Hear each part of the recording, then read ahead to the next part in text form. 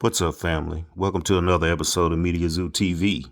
And in this episode, we find Jay Prince opening up about losing his sister at 12 years old.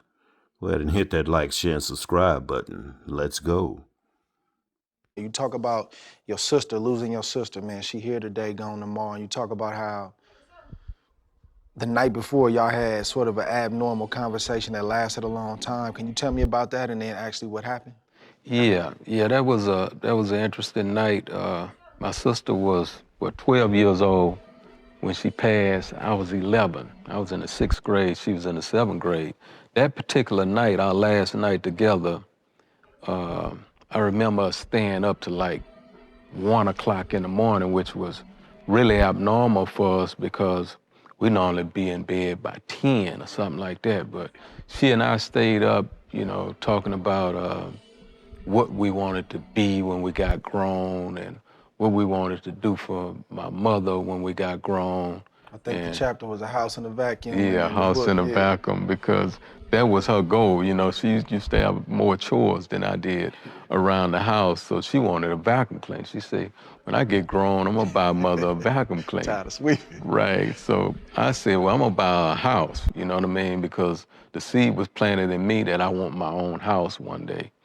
So that morning we got up and, going to school like we normally do. And my sister would always get dropped off first because her school was closer. And she would kiss my mother, but she normally wouldn't kiss me. But she stole a kiss from me that morning. And, that afternoon after I got out of school, I was playing football in the prayer in the hood. And I saw students coming from school, and a few of them was like, your sister got ran over by a train. So I'm thinking, you ain't talking about my sister. And a few others, your sister got ran over by a train. So I'm like, where? Say up there on the track. So I ran toward, the accident. And when I got there, they had already taken her. But I remember the coat that she had on, and I saw like her flesh, meet with her coat. And that's what made me like confirm, like, yo, this real. She had this coat on. But by that time they had took her to the hospital, and what had happened was she got ran over by a train and literally like got cut in half, with her leg and her arm off. Man. And they rushed her to the hospital and she passed, I think, 3 or 4 days after that. Man. Yeah. Is that a route she normally would take? Yeah, we go that route, but my mom,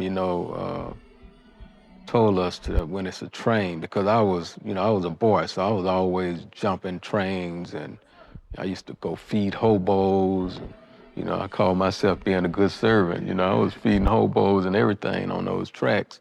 So she warned me in front of my sister, don't cross those trains, this and that. But my sister was walking home with a friend of hers, and her friend, the train in the ghetto, they'll stop on the track and just sit there like an hour. You know what I mean? Just making everybody late. And her friend hopped and crossed the train and told her to come over. And when my sister got on the train to cross it, it jerked real hard, and she fell between the carts and hit her head, and it all went bad.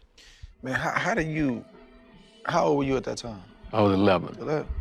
Jay, how you recover from something like that? How did you deal with something like that? That was, I think that was traumatizing to me.